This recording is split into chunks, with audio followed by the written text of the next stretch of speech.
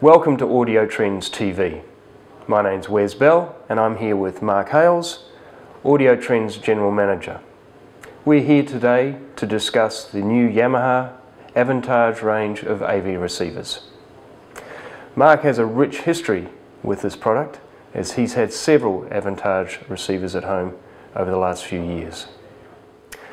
Okay Mark, let's go over some of the key features that the new Series 5 Aventage range have in common. So these new AV receivers from Yamaha, the Aventage range, have a number of key points in common. One of the first ones is they all now have built-in Wi-Fi, which gives you access to your network. And with this access to your network, you have a number of key features like internet radio, being able to do software updates, also being able to access music off your network, including FLAC files, high resolution FLAC files. The other points that these receivers have in common, they all now support HDMI 2.0, ready for the future updates with 4K. And with that point too, these receivers all now pass through 4K resolution. And they also upscale, which means you can take lower quality video content and lift it up in regards, boost the resolution up to 4K resolution. So some of the other points too are things like AirPlay. All these receivers have AirPlay built in, which allows you to take your Apple devices and send music through to your system.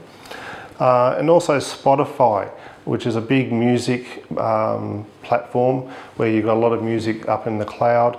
All these receivers have Spotify built in, so you can access a whole new world of music through these receivers.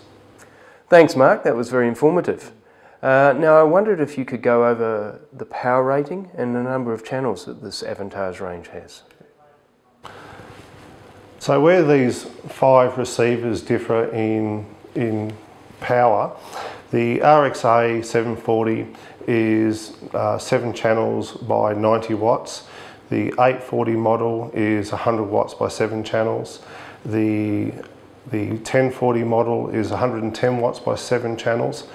And then it steps up and we go to the 2040 model, which is 9 channels by 140 watts. And the biggest receiver, the 3040, is 150 watts by 9 channels. These receivers also have preamp outputs for those channels, so you can add power amps on if you wish. The RXA 740 through to the RXA 2040 all have 7.2 outputs, but the RXA 3040 takes it up a level and gives you 11.2 channels of output. So this allows for the extra front effects and rear effect speakers that you can add onto this system.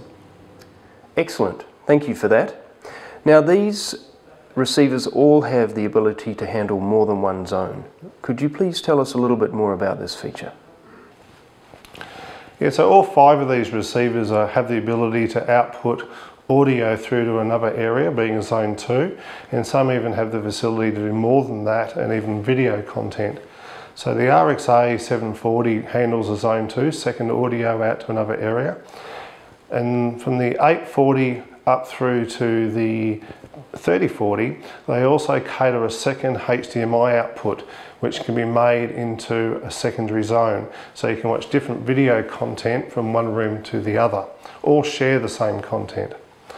From the 740 up through to the 1040, they all have that zone 2 audio, but when you go to the RXA 2040 and 3040, with the extra couple of channels of amplification being 9-channel amplifiers, these also cater for a zone 3, which can be powered at the same time. So you can have in your room a 5.1 system with a powered zone 2 and a powered zone 3. So you can have kids watching a movie in one room while you might have mum listening to the radio in the kitchen and dad might be outside listening to different music again outside. So that's a scenario that might interest people.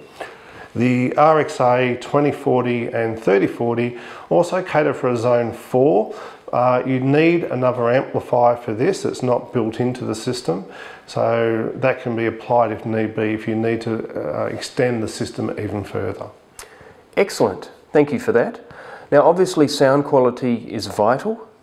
I just wonder if you could go over the differences in the various digital to analog converters that are in each model. That's right, sound quality is very important. And with these 5 receivers, it's not just the amplification that differs these receivers. These receivers have different DACs in them. That's the digital to analog converters. So that's what converts our digital audio to analog so we can hear it. And there's different standards being used here.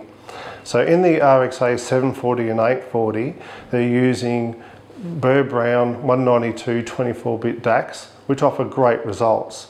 But if you want better performance, then you move up to the RXA 1040 and 2040 models, and they're using an ESS Premier DAC, which is also 192 24-bit, but offers better resolution than the Burr Brown DACs. And then at the top of the range receiver, the RXA 3040, we're using in that the ESS Ultra Sabre 32 DAC, and that offers an extra 4 dB of dynamic range. So that's for people that are wanting the best performance out of their music and also their video. Thank you very much, Mark. That's been very informative.